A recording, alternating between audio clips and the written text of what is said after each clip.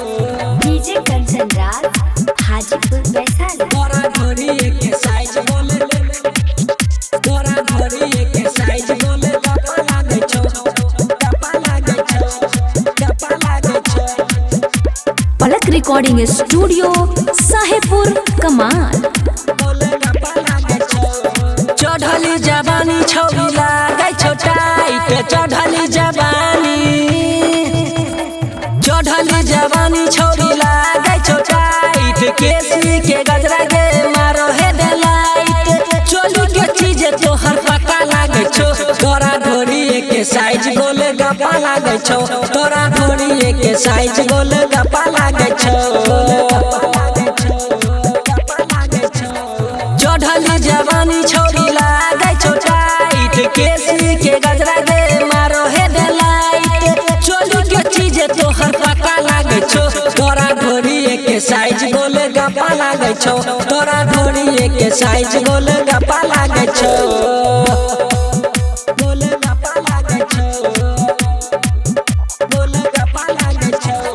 DJ Kanchan Raj Hajipur Vaishali. तोरा ढोरी के साइज गोले तोरा ढोरी के साइज गोले गपा लागे छौ गपा लागे छौ गपा लागे छौ। तोरा ढोरी के साइज गोले गपा लागे छौ गोले गपा लागे छौ। लचकै छौ तोहर के पतली कमरिया हिलबै छौ तू हसन पूरा एरिया मौजी वाला छौरा सब के मौजी वाला छौरा सब छिकौ रंगदार गे ढोरी नहीं देखैबी के तोड़ देतौ आज गे शरीर के ढांचा खोले कता लागे छौ तोरा ढोरी के साइज गोले गपा लागे छौ तोरा ढोरी के साइज गोले गपा लागे छौ तोरा ढोरी के साइज गोले गपा लागे छौ तोरा ढोरी के साइज गोले गपा लागे छौ गोले गपा लागे छौ गोले गपा लागे छौ। डीजे कंचन राज हाजीपुर वैशाली। तोरा ढोरी के साइज गोले तोरा ढोरी के साइज गोले गपा लागे छौ गपा लागे छौ गपा लागे छौ। तोरा ढोरी के साइज गोले गपा लागे छौ गोले गपा लागे छौ।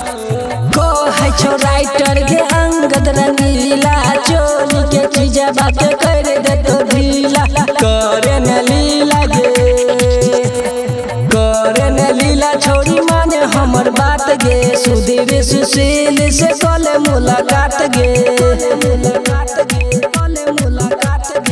शरीर के ढांचा खोले कता लागे छौ तोरा ढोरी के साइज गोले गपा लागे छौ तोरा ढोरी के साइज गोले गपा लागे छौ तोरा ढोरी के साइज गोले गपा लागे छौ तोरा ढोरी के साइज गोले गपा लागे छौ।